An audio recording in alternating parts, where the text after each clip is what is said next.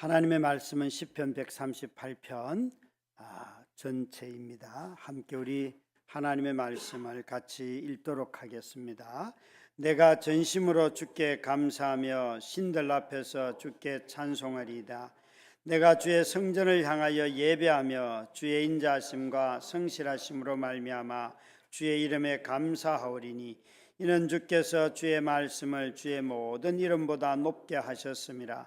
내가 간구하는 날에 주께서 응답하시고 내 영혼에 힘을 주어 나를 강하게 하셨나이다.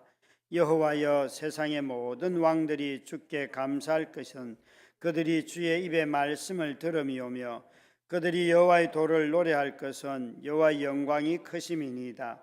여호와께서는 높이 계셔도 낮은 자를 굽어 살피시며 멀리서도 교만한 자를 아심이니이다. 내가 환난 중에 다닐지라도 주께서 나를 살아나게 하시고 주의 손을 펴사 내 원수들의 분노를 막으시며 주의 오른손으로 나를 구원하시리이다. 여호와께서 나를 위하여 보상해 주시리이다. 여호와여, 주의 인자심이 영원하오니 주의 손으로 지으신 것을 버리지 마옵소서. 아멘. 우리는 연말이 오면 가장 많이 듣는 아마 사자성어는 다사다난인 것 같습니다. 모든 방송이 다 다사다난이라고 하죠. 일도 많았고 어려움도 많았다, 그런 뜻이잖아요. 그런데 이런 단어를 굳이 선택하지 않아도 한 해를 돌아보면 정말 일도 많고 여전히 어려움은 1년만 찾아오는 것이 아니라 매년 우리에게 찾아오고 매일매일 우리에게 찾아오지 않았나 생각을 합니다. 시편을 읽다 보면 다윗도 그의 삶에 이 다사다난이라고 할 만큼 곳곳에 자신이 어떤 상황인지는 잘 묘사하지 않지만 그러나 환난 당하는 이야기를 끊임없이 하고 있습니다. 아마 오늘 이런 시편 138편을 보다 보면 다윗이 도대체 무엇에 어려워할까? 적어도 7절에 보시면 내가 환난 중에 다닐지라도 주께서 나를 살아나게 하시옵소서라고 하는 걸 봐서는 아마도 주변에 자기를 버리는 사람들이 아주 많았다는 거잖아요. 그래서 여호와 앞에 나아가서 하나님만큼은 나를 버리지 않으실 분이라고 생각하고 오히려 탄원하면서 하나님 나 버리지 마세요라고 기도하고 있어요. 그러니까 다윗은 적어도 많은 사람들이 자신에서 떠나가고 원수가 되는 어떤 상황 속에 그가 살아가고 있다는 것이죠. 사실 아이들을 키워보면 엄마 아빠 언제 와요 이런 얘기부터 시작해서 자신들을 홀로 두고 떠나갈까 봐서 두려워하는 아이들도 있지 않습니까? 그래서 늘 옆에 함께 있으려고 하는데 그것도 모르고 때로는 미숙하고 내가 일에 막 휩싸이면 얘들 빨리 안 떨어지나 그러면서 화를 내기도 하고 막 그럴 때가 있지 않습니까? 그런데 이런 상황 속에서도 다윗은 이 시편은 138편은 감사의 시예요. 감사의 시. 도대체 다윗은 무엇을 감사할까요? 먼저는 1절부터 3절에 보면 그가 이렇게 첫 번째 감사가 나오는데 그는 3절 끝자락에 보면 내가 간구하는 날에 주께서 응답하시고 내 영혼에 힘을 주어 나를 강하게 하셨나이다. 그가 간구하는 날에 하나님께서 응답하시고 내 영혼에 힘을 주어 나를 강하게 하셨습니다. 도대체 그에게 있어서 힘이 떨어지고 여기에 영혼으로 번역된 이런 시편의 단어들은 마음으로 번역해도 크게 틀리지는 않습니다. 내 마음에 힘을 주신 하나님, 그분이 나를 강하게 하신 분. 그러니까 마음이 힘을 잃고 약해진 때가 있었는데 그때가 언제일까? 적어도 이 다윗은 자신의 마음이 이렇게 약해지고 힘을 잃었을 때 1절, 2절, 3절에 보면 전심으로 주께 나아가고 모든 신들 앞에서 주께 찬양하고 뿐만 아니라 주의 성전을 향하여 예배하며 주의 말씀은 특히 2절 끝에 보시면 이는 주께서 주의 말씀을 주의 모든 이름보다 높게 하셨음이니이다. 우리 성경은 주의 이름보다도 주의 말씀을 더 높였습니다 라고 번역을 하였지요. 우리는 하나님 자신만큼은 말씀이 곧 하나님이고 하나님 자신이 곧 말씀이에요. 이분은 말과 자신의 존재가 일치되는 유일한 분이시기 때문에, 그런데도 여기에 놀랍게도 2절 끝자락에 주의 말씀을 주의 모든 이름보다 높게 하였습니다. 우리가 보기에는 뭔가 이상하다. 말과 존재가 일치되는 분을 두고 왜 이렇게 말할까? 그래서 다른 영어 성경이나 또 세번역들을 보면 이 본문에 주의 말씀과 주의 이름보다, 다른 모든 것보다 주의 말씀과 주의 이름을 더 높게 하셨습니다. 이렇게 모든 것보다 이걸 넣었어요. 그래서 그렇게 번역을 할 수도 있지만 이 본문을 가만히 보면 이 본문 자체로도 너무나 뜻이 분명해요. 여러분, 하나님이 구약 성경에 자기 이름을 경솔하게 여겼다 하는 책망이 많으셔요. 너희가 내 말을 버렸다, 내 언약을 버렸다, 내 규례를 버렸다 하는 말이 많으셔요. 하나님 놀랍게도 여러분, 자신의 이름을 앞세우기보다는 자신이 우리에게, 이스라엘 백성에게 준 언약을 버렸다는 말씀을 정말 많이 하십니다. 분명히 하나님의 이름이 그 언약 안에 충분히 나타나 있지만 이스라엘에게 말씀하셨던 것은 그 언약을 지키는 일들이에요.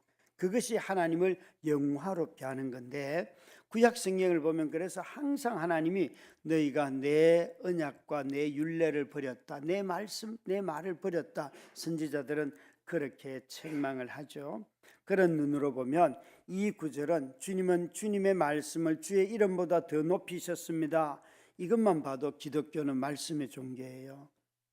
정말 하나님이 성전에 계실 때에 자신의 어떤 모습도 아니고 자신의 언약궤가 있는 그곳이 내가 이 땅에 발 딛고 있는 곳이다 라고 하시지 않습니까?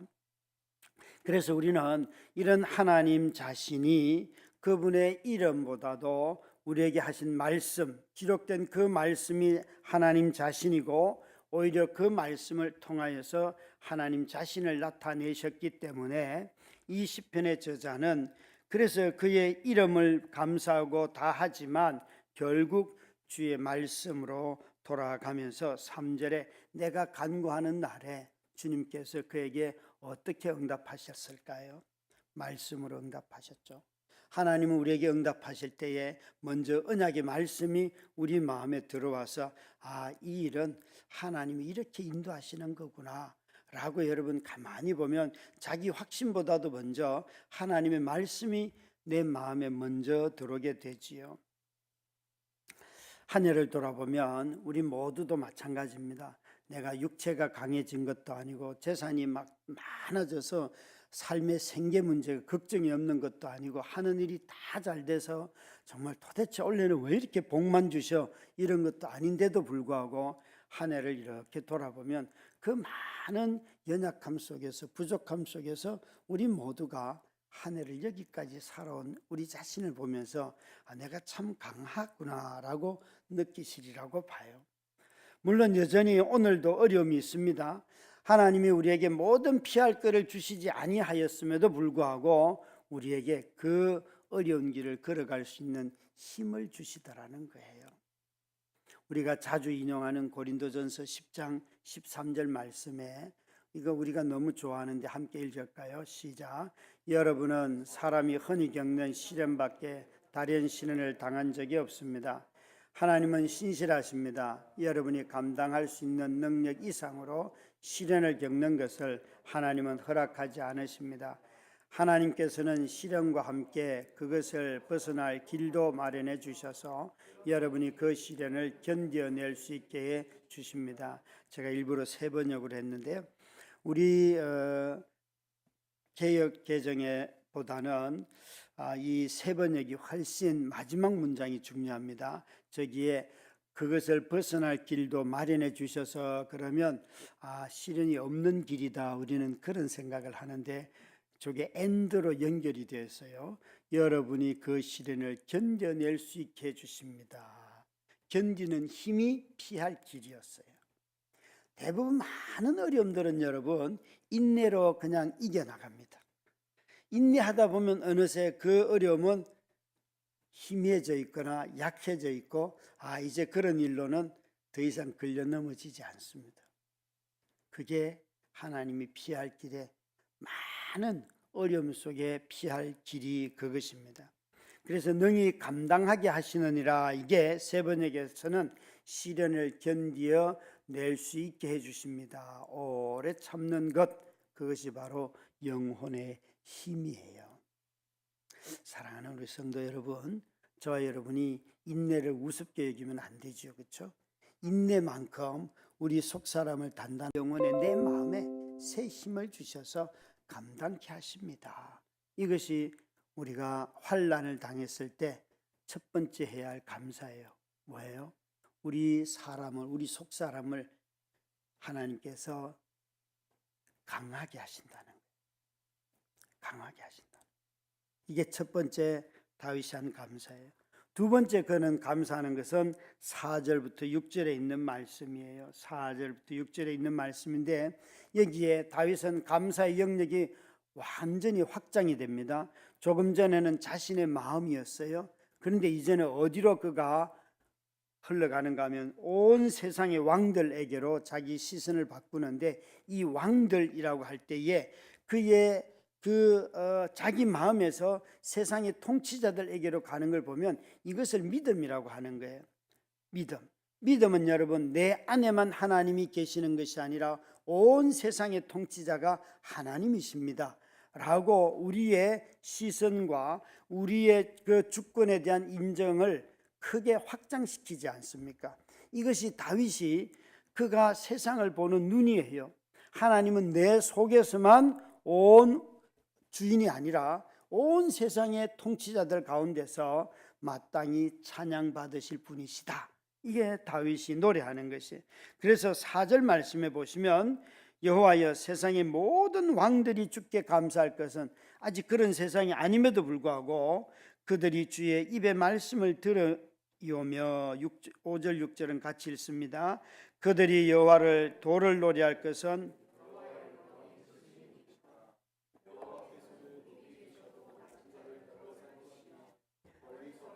교만한 자를 아심이니이다. 여기 다윗은요, 세상의 모든 왕들이 주의 입의 말씀을 들을 것이오며 여호와의 도를 노래할 것은, 사실은 입의 말씀이나 도는 똑같은 말인데, 그래도 이 다윗은 지금 이렇게 말하고 있어요.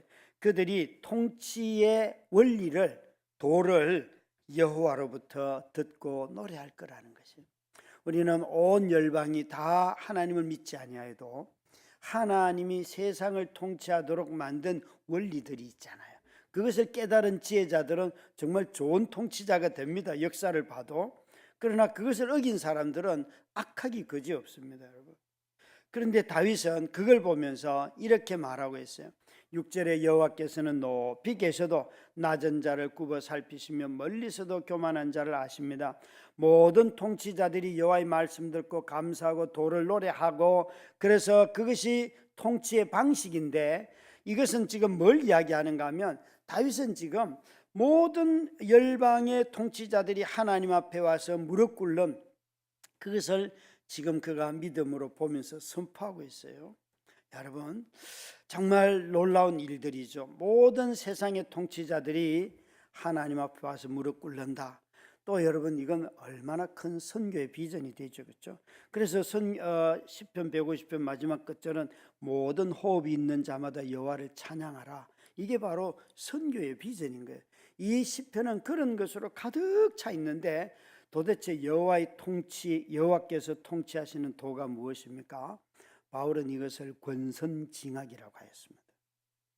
모든 통치자들은 선한 일을 권하고 악한 것을 멸하고 악에는 반드시 징벌이 따라야 되고, 이것을 어기는 순간 국가는 그 권위를 잃게 되지요. 이런 위정자들이 입에서 여호와의 도, 내가 선을 권하고 악을 징벌했더니만 나라가 이렇게 평화롭구나 하는 것을 여러분 보게 되지요. 그래서 이 여호와의 도를 따르는 자들은 여호와처럼 이렇게 말합니다. 높은 데 거하시면서도 낮은 곳을 살피신다.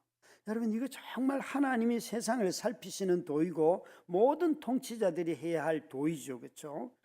정말 낮은 데를 살필 줄 아는 지도자가 되는 것이 얼마나 우리 안에 평안을 줍니까? 그런데 여기는 그걸 모르는 사람들을 하나님이 교만한 자라고 하시면서 그들을 책망하고 있습니다. 그들을 멀리서도 교만한 자는 아신다.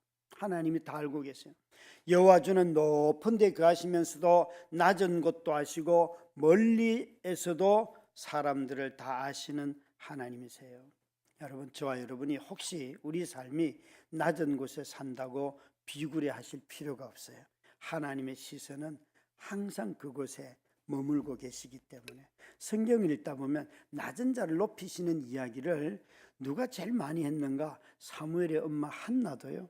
자기가 사무엘을 낳고 난 뒤에 낮은 자를 높이시는 하나님을 이야기했고, 이것이 시편의 곳곳에 나오는 노래 중에 하나이고, 그 이야기를 누가 했는가 하면 마리아가 하잖아요. 누가복음에 마리아가 그 한나의 노래를 그대로 가지고 와가지고 이 분토 가운데 사는 나를, 먼지 같은 나를 하나님께서 이렇게 높여주신다고. 무엇 때문에요? 예수 그리스도 때문에. 여러분, 저와 여러분이 사실은 지옥에 살아야 할 우리들을 예수 그리스도 때문에 가장 높은 데 하나님 우편 보좌에 우리를 앉혀주셨잖아요. 저와 여러분의 이 포지션은 바뀌지 않습니다. 바울 사도는 그래서 에베소서 2장 말씀을 보면 너희를 살리셨고 일으키셨고 앉히셨고 전부 다 과거 완료형이잖아요. 우리의 구원이 이미 그 속에 다 그리스도 안에서 이루어졌고 우리는 높은 데 있는 자들이에요. 누가 내가 감정이, 아까 우리 전도사님 그러는 감정이 막 동하면 높아지는 것 같고, 그게 아니라 우리는 믿음 안에서 이미 가장 높은 자리에 하나님께서 우리를 올려주셨어요. 그리스도 예수 안에서. 근데 우리가 이것을 자꾸 잊어버리고 망각한다는 거죠. 여기에 그래서 하나님은 가장 비천한 자도 찾아오시죠. 그래서 구약 성경에는 이 불임에 빠졌다가도 하나님의 방문으로 말미암아 그 삶이 바뀐 수많은 여자들이 비천한 자를 찾아오시는 하나님을 노래하였습니다. 또 여러분, 정말 멀리서도 하나님은 교만한 자를 아시고 그를 반드시 멸망케 하십니다. 교만한 자의 멸망을 얘기하면 우리가 믿기가 좀 어려워요. 교만한 자들이 얼마나 잘 사는지. 그러나 여러분, 하나님은 멀리서도 그런 자들을 낮추신다는 것이에요. 세상에 정말 그들먹거리는 사람만 가장 높은 자리에서 통치하는 게 아닙니다. 그보다도 더 큰 하나님이 계십니다. 저는 온 세상의 모든 왕들이 주께 감사할 것은, 이걸 정말 그 다윗이 믿음의 눈이 확장돼 가지고 이렇게 감사하고 있는데, 누구를 생각하게 되었는가 하면 우리 김영일 선교사님이나 파송한 우리 선교사님들, 이 선교사님들이 선교지에 간 이유가 뭔가 하면 우주적인 하나님을 믿기 때문에 선교지에 가는 것이에요. 하나님의 이곳에서도 그분이 왕이라는 것을 전하는 메신저로서, 대사로서 그들이 곳곳에 가 계시죠. 그래서 그들의 삶 자체가 노래이고 그들의 삶이 소망이고 그들의 가사는 그 모든 행위가 고백이고 부르심인 것이에요. 모든 나라가 주께 엎드려 예배하는 것을 보기 위해서 가 있지만 자기들의 사역을 통하여 그런 일들이 일어나지 않아도 그들이 감사하고 소망을 갖고 고백하면서 살아가는 모든 이유는 바로 이 하나님의 성품, 그리고 이 하나님의 속성 때문에 그렇습니다. 선교는 여러분, 우주적인 주를 고백하는 증거입니다. 내 믿음의 주이신 그분이 온 우주의 주이십니다. 그걸 고백하는 것이 바로 선교인 것이죠. 이 다윗은 두 번째 이것을 감사했고요. 세 번째 감사는 7절부터 8절까지 있는 말씀입니다. 여기에 보시면 세 번째 감사는 환난 중인 자와 연합하시는 여호와 때문에 감사하시는데, 7절 한번 읽겠습니다. 시작. 내가 환난 중에 다닐지라도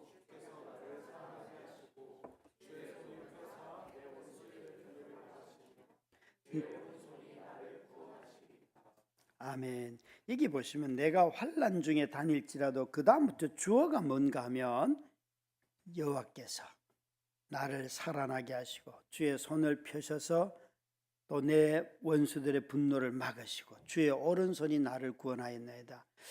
내가 환난 중에 다닐 때는 누가 주어가 돼요? 여호와가. 여호와가. 그 욥기 23장 10절에 보면 이렇게 그러나 내가 가는 길을 오직 그가 아시나니 그가 나를 단련하신 후에 내가 정금같이 나오리라. 이게 여러분 고난이라고 하는 건데, 고난일 때 주어는 누구로 바뀌는가 하면 내가 아니에요. 그가 나를 단련하신 후에. 그가 주어이고 나는 끌려가야 돼요. 그러나 염려하지 말 것은 오늘 여기 있는 말씀처럼 내가 지금 환난 중에 다닐지라도, 내가 사망의 엄침한 골짜기를 걸어가고 있다 할지라도 주께서 나를 살게 하시고 주의 손을 펴사 원수들의 분노를 막아주시고 주의 오른손으로 나를 구원하시리이다.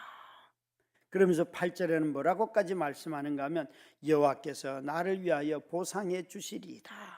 여호와여 주의 인자심이 영원하오니 주의 손으로 지으신 것을 버리지 마옵소서.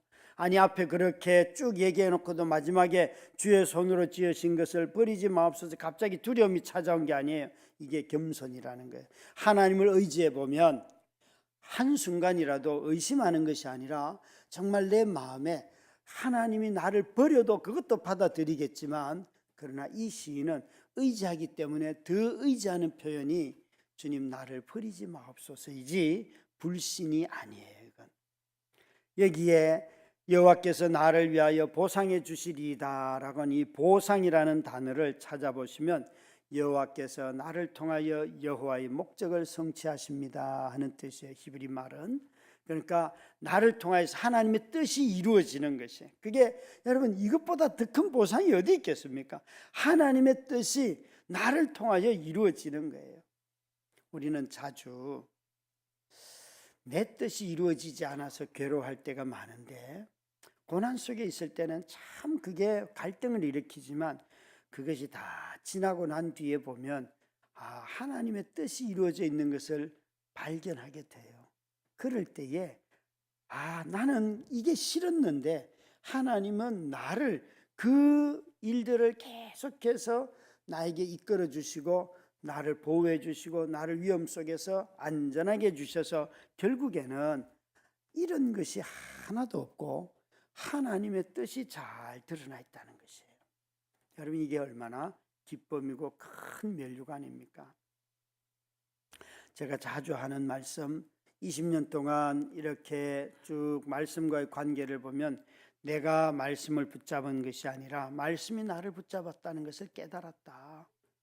내가 어려움을 극복하기 위해서 말씀을 붙잡은 것은 일시적이었고 대부분의 시간은 지쳤고 분노했고 부족했고 재정적인 두려움이 찾아왔고 시간이 혼란스럽고 뒤엉켰고 가족 간에 불화도 있었고 채워지지 않는 욕망으로 불만족으로 짜증도 나고 떠나는 성도들로 인하여 갈등하고 저 자신에게도 건강이 찾아온 이상 징후들도 있고 아이들을 잘 돌보지 못하는 것에 대한 답답함도 있고 어느 것 하나 안정감이 하나도 없었어요. 그래서 결국에는 나는 여호와에 대한 기대감 자체를 잃어버리고 산 적도 굉장히 많습니다.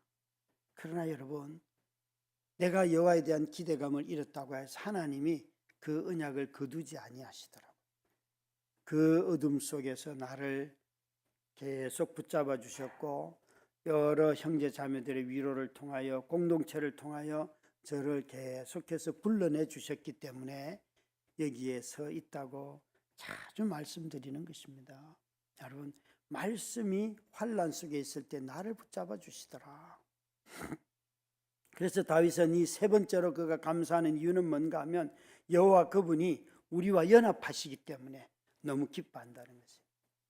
우리는 고통이 찾아올 때 가장 먼저 깨닫는 것은 이런 의미 없는 일을 처음에는 사랑으로 하고 그러지만 조금 시간이 지나다 보면 이런 쓸데없는 일을 왜 나한테 하실까? 마치 여러분 사막에 가보면 막 폭우가 쏟아질 때가 있잖아요. 그걸 1년치로 그냥 매일 조금씩 내리면 거기가 풀이 나고 거기가 어마어마한 목초지가 될 텐데 하나님이 사막에 물이, 여러분 사막의 강수량 어마어마합니다. 여러분 한꺼번에 와서 문제이지.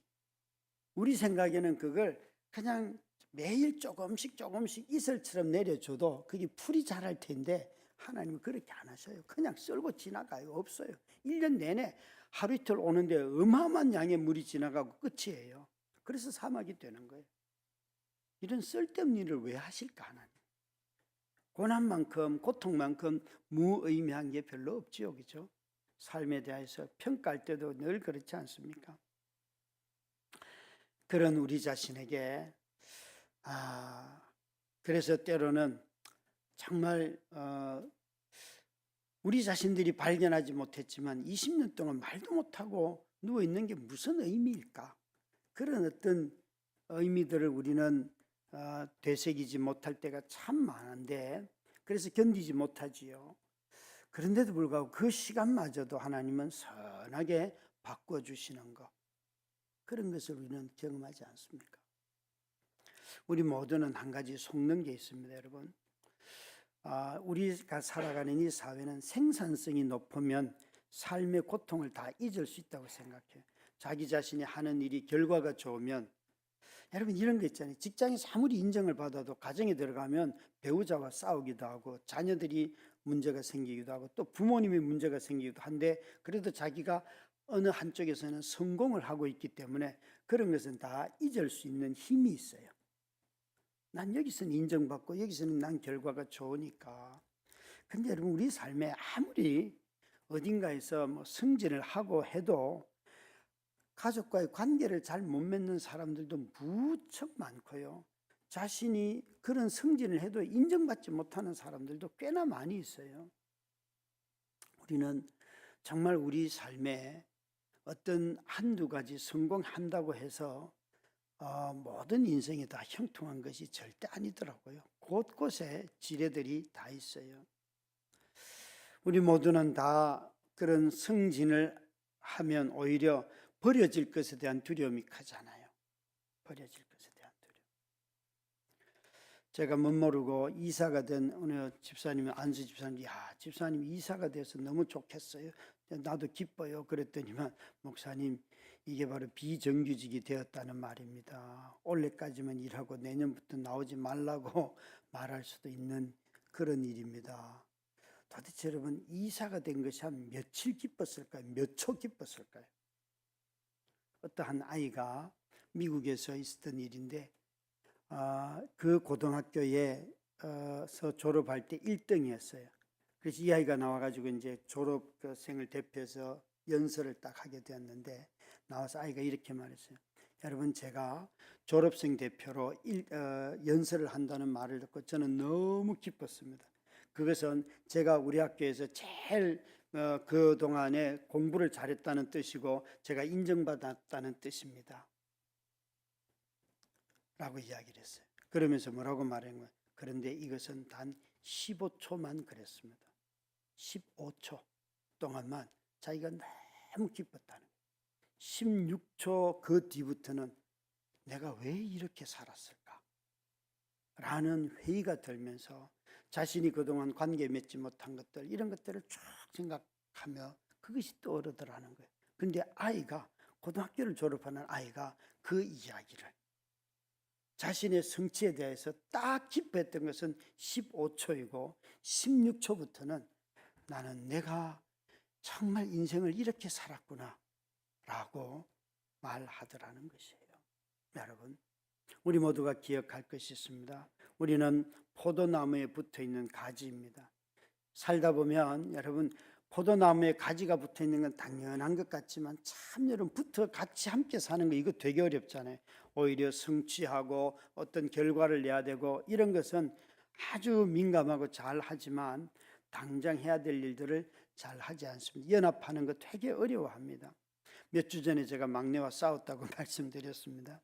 막내에게 용서의 진정한 편지를 쓰는데 무려 3주 걸렸습니다. 기말고사를 핑계대고 서로 감정이 가라앉기를 기다리자고 했고 결국에는 편지를 쓰겠다고 했지만 편지를 쓰는데 또 한 주간이 걸렸어요.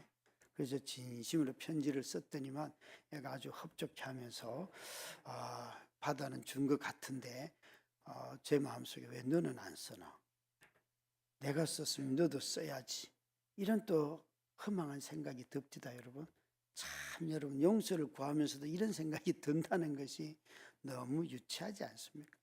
사람이 우리 모두는 다 정말 하나님과 연합해야지만 우리 삶의 환난 속에서도 살아갈 힘이 생기고 우리의 삶의 의미가 드러나고 또 힘도 주시고 우리의 그 고통 속에서도 눈이 확장돼서 여기까지 하나님이 통치하신다 이런 걸 보잖아요. 그 모든 것을 가능하게 하는 게 뭔가 하면 바로 주님과 연합하는 거예요.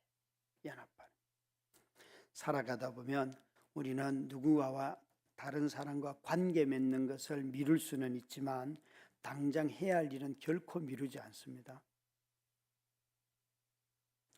당장 해야 할 일은 반드시 하면서도 관계 맺는 것은 그것이 배우자든 누구든지 간에 미룰 때가 많지 않습니까?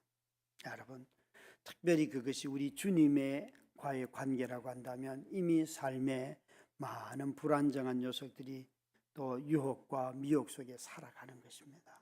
우리가 겸손하게 주님과 연합하여서 그 주님으로부터 주시는 위로 가운데 내 속사람에서부터 힘을 얻어서 세상을 보는 눈이 달라지고 그리고 우리 모두가 다 정말 그 어려움을 견뎌내고 이겨내는 우리 모두가 되기를 주의 이름으로 축원합니다.